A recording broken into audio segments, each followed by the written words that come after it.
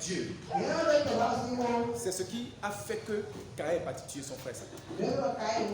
Il n'a pas été attentif à la parole de Dieu. Le Seigneur a dit que si ton visage est comme ça, c'est que tu agis mal. Le Seigneur même est venu lui dire que ce n'est pas ce que ton frère a fait là qui fait que tu es en train d'avoir ce visage là. Mais c'est ce que toi-même tu as fait. Toi tu as mal agi, tu as donné une mauvaise offrande. C'est tout. C'est pourquoi il y a certaines personnes, tant qu'eux ne voient pas, toi ne vas pas évoluer. Tant qu'eux ne montent pas les grades, toi tu ne vas pas monter les grades. Mais eux, ils ne travaillent pas à monter les grades. Quels sont les amis que vous avez aujourd'hui? Avec qui vous vous mettez ensemble? Vous vous mettez ensemble avec des gens qui ne veulent pas évoluer. Quand on était enfant, on avait un petit mécanicien dans notre quartier. Et quand on a les petits pannes à faire là, on lui remet nos motos. Et un jour, notre papa est arrivé à la maison. Ils avaient assis à l'heure d'étude, assis avec le jeune mécanicien là. Quand il vient, quand il veut nous voir assis comme ça, il demande à l'autre, il ne demande pas le nom d'abord. Quand il vient à la maison, il nous voit avec des amis, il ne demande pas le nom d'abord. Il demande la classe que fait chacun. Il connaît déjà la classe que fait ses enfants. Mais toi, tu fais quelle classe? Toi, tu fais quelle classe? Donc, le jeu là a mis beaucoup plus avec mon frère. Le jour où notre papa il est arrivé à la maison, il a demandé, il dit, mon fils, tu fais quelle classe? Il dit non, il a dit qu'il est mécanicien. Il dit, tu fais quoi ici? Il a posé la question à mon frère. Toi, tu fais quelle classe? Mon frère a dit. Il a posé la question. Toi, tu fais quelle classe? Il a dit ma classe. Il dit, lui, il fait quelle classe? Il fait la mécanique. Il dit, la métier, elle ne marche pas. Aujourd'hui, il ne veut plus te voir. Quand il sort du travail, il n'a plus de cahier à aller. Il n'a pas de leçon à aller apprendre. Quand nous on quitte l'école, on doit étudier encore avec le cahier. Quand lui quitte son apprentissage, il n'a plus de cahier à apprendre. Il va manger, aller dormir, c'est tout. Et il va faire passer dans son cerveau ce qu'il a appris aujourd'hui. Et si nous on fait ami avec le mécanicien, qu'est-ce qu'on pourrait? Est-ce qu'on pourrait étudier? Alléluia. Tu es élève, tu as les amis menuisiers. Tu as les amis jardiniers. Attends, pendant les vacances là, tu peux faire ami avec les mécaniciens et les jardiniers. Pour savoir comment est-ce qu'on enlève la bougie.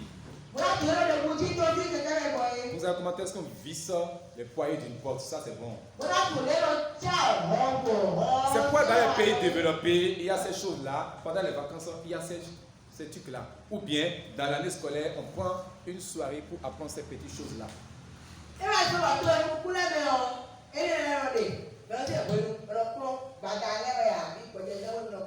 Quels sont les amis que tu as? Alléluia. Amen. Il dit, mon fils, écoute mes paroles. Sois attentif. Ne pas être attentif. Si tu n'es pas attentif, tu ne peux pas comprendre. C'est quoi des fois quand tu poses la question à ton professeur, il dit, tu n'as pas été attentif. Voici la question que tu as posée là. J'ai déjà passé là-dessus 2 à 3 fois. C'est quand tu poses la question, les camarades commencent à rire. C'est toi-même qui as créé ça. Et tu commences, ton cœur commence pas à se serrer. C'est parce que tu n'as pas été attentif que tu as posé la question. Maintenant, tu as décidé de poser des questions.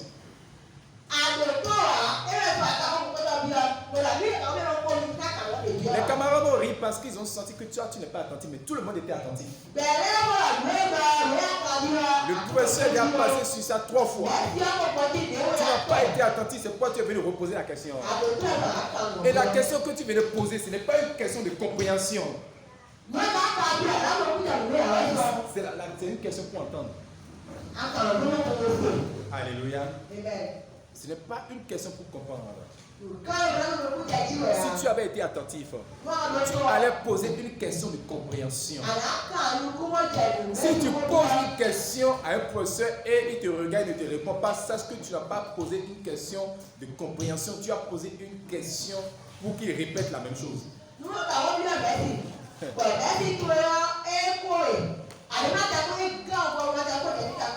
Si tu poses une question à ta maman, elle se tait, c'est que tu ne poses pas une question pour comprendre. Tu n'es pas un enfant qui veut comprendre, tu es un biblé. Si tu poses une question à ton père, il se tait, c'est que tu ne veux pas comprendre.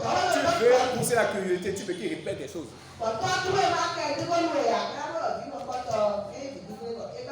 Nous devons commencer par apprendre à nos enfants à être attentifs. C'est quoi? Il y a des enfants qui font parler leurs parents. L'enfant qui fait parler les parents, il faut les chicoter. Tu les amènes également à l'église avant 9h. Tu le mets à genoux devant l'autel, tu le chicotes. Tu dis Jésus, j'ai amené cet enfant-là. Je veux le chicoter devant toi. Rends la chicote là spirituelle maintenant. Lorsque je vais le chicoter, que ça entre dans son esprit. Yo, dans son esprit. Tu vas voir maintenant. À partir de ce moment, il va commencer à te poser des questions de compréhension. Que le Seigneur nous aide dans le nom de Jésus. Allez-y, rapidement, on va finir là. Oui. Les paroles s'éloignent de tes yeux. Tes yeux iront sur d'autres choses qui ne te concernent pas. Et ça va entrer dans ton cœur pour provoquer autre chose. Oui, continue.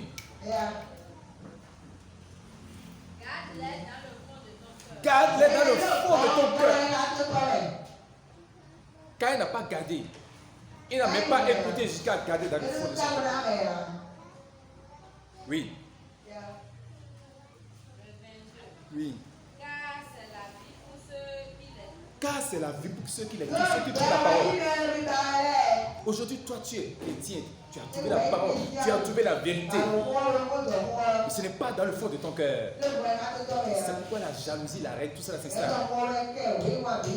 C'est pourquoi ces mauvaises qualités sont encore dans ta vie.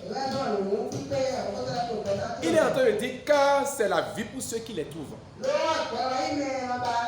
Tu as la vie. Tu as trouvé la vie, mais tu ne vas pas prendre soin de la vie. Oui. C'est la santé pour tout le corps. Ça, c'est pour tout le cœur. En même temps, seulement là, tu dis, là maintenant, nous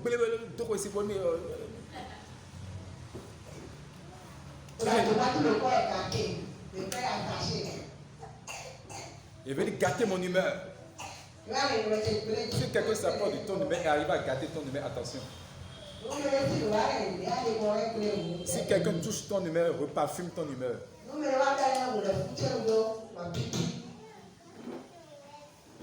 Alléluia. Si tu vas quelque part, tu es passé dans un milieu où la fumée de poisson fumé allait sur toi. C'est pourquoi il faut garder le parfum sur toi.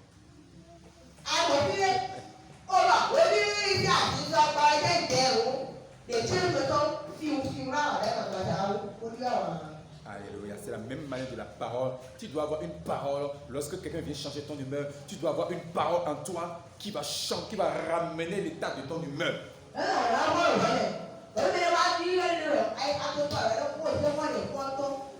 Il y a des gens, s'ils veulent aller quelque part, même si c'est important, si un clic vient seulement, il se déshabille. C'est quoi, vous voyez les femmes, il va enlever sa chaussure en premier, il va s'asseoir comme ça, comme une chaise, il va dire je ne vais plus. Il va attendre que le mari le supplie d'abord. Pourquoi je vais supplier? Je vais partir. Parce que je risque, si je vais rester dans son état pour supplier, je risque de mal conduire encore.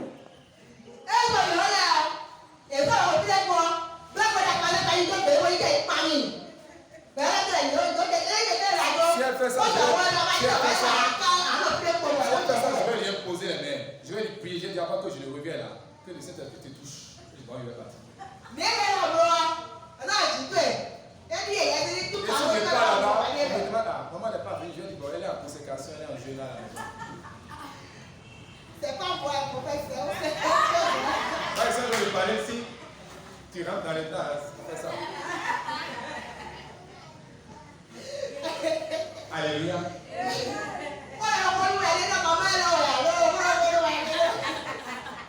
Oui, continue la parole. Il dit c'est la santé pour le corps. Pourquoi tu ne commences pas à avoir le mot de tête? Ou bien, quelque part, tu commences à avoir le vertige, même pas cogiter. Quelque part, tu ne commences pas à avoir le vertige, mais tu ne commences pas à avoir le mot de tête. C'est quoi depuis quoi?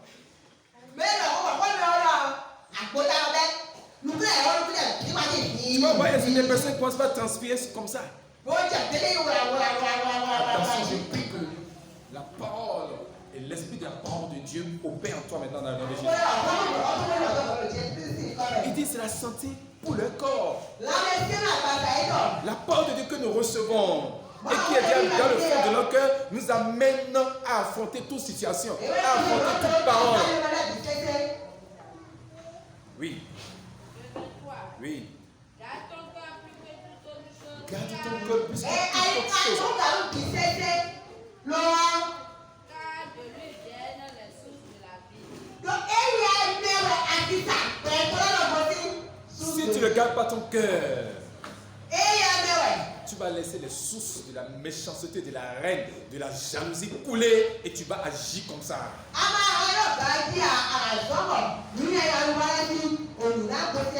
Caïn n'a pas gardé son cœur plus que toute autre chose. Il n'a pas été attentif d'abord. Ses paroles ne sont pas dans le fond de son cœur.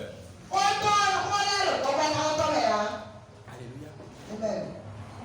C'est pourquoi il est bon de prier en famille, de méditer la parole en famille. C'est pourquoi il est bon de rester au même endroit pour écouter les mêmes paroles. Papa, maman, les enfants doivent rester au même endroit pour écouter la vérité.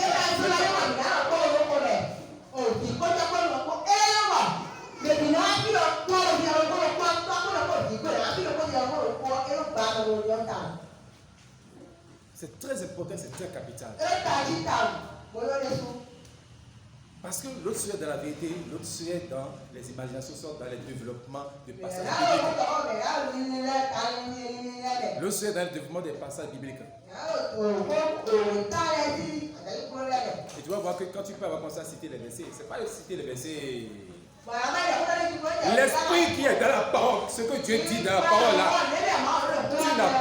tu as le verset, mais tu n'as pas l'esprit de la parole. Alléluia. Si tu ne gardes pas ton cœur, les sources de la mort vont couler. La méchanceté va amener à la mort. La haine, la jalousie. Ce matin, je prie pour que tu ne verses pas de sang. Que ton cœur maintenant soit préservé par la parole de Dieu. Et que toute chose qui viendra avoir accès à ton cœur. Le cœur physique, c'est les yeux. C'est pourquoi vous allez voir, il a parlé des yeux.